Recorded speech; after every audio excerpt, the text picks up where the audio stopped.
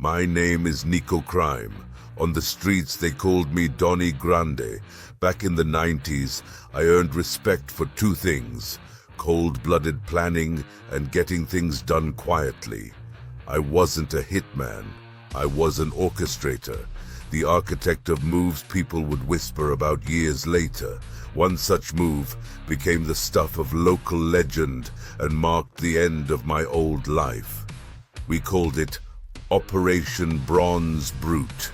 It all started in late November 1996, when Gino Salvatore, one of the few people I actually trusted, brought word about a cargo sitting in the Newark port.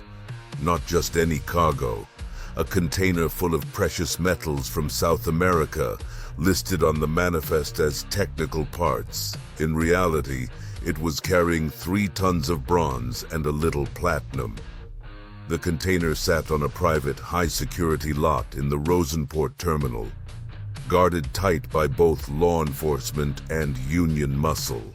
Regular crooks wouldn't go near it, but I wasn't regular. I knew this job needed a team, some tech, time, and most importantly, it had to look like the cargo vanished by accident. No explosions, no shootouts, just missing paperwork. I called Vito Cordello, a tech guy who could bypass any terminal without triggering a single alarm. He had worked there maintaining security cameras for years. 10 grand in cash and a promise his name would never come up. That was enough for Vito. Next was Jason Jet Hartley, a former military driver who could move a rig through a war zone without leaving a trace. And finally, Luis El Brujo, a Mexican illusionist of distraction. The guy could make a SWAT team look the other way, with a lit cigarette and a shopping cart. We met at an old auto shop on Elizabeth Street. I laid everything out: maps of the port, printed shift schedules, drone shots. The plan was simple in theory. Vito would black out a portion of the cameras.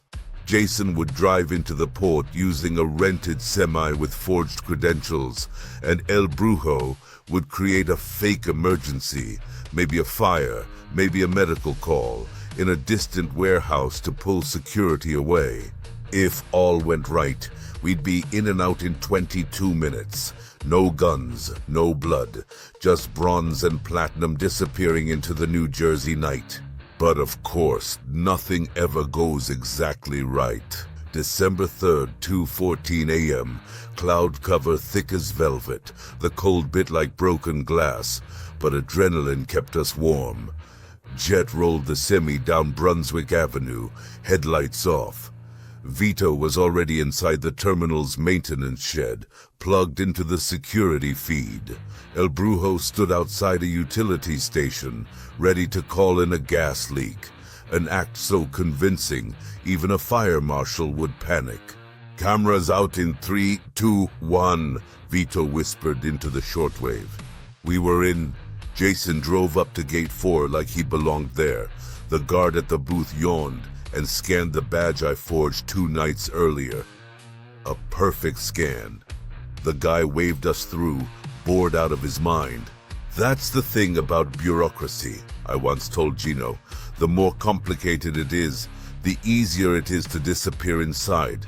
We reached container row B17. It was sitting there like a sleeping giant, bronze and platinum sealed tight inside a weathered box. Jason hooked it up to the rig in under 2 minutes. Meanwhile, El Brujo reported a gas leak from a portable tank he'd accidentally punctured in Warehouse 12. Red lights flashed, sirens echoed, security scrambled.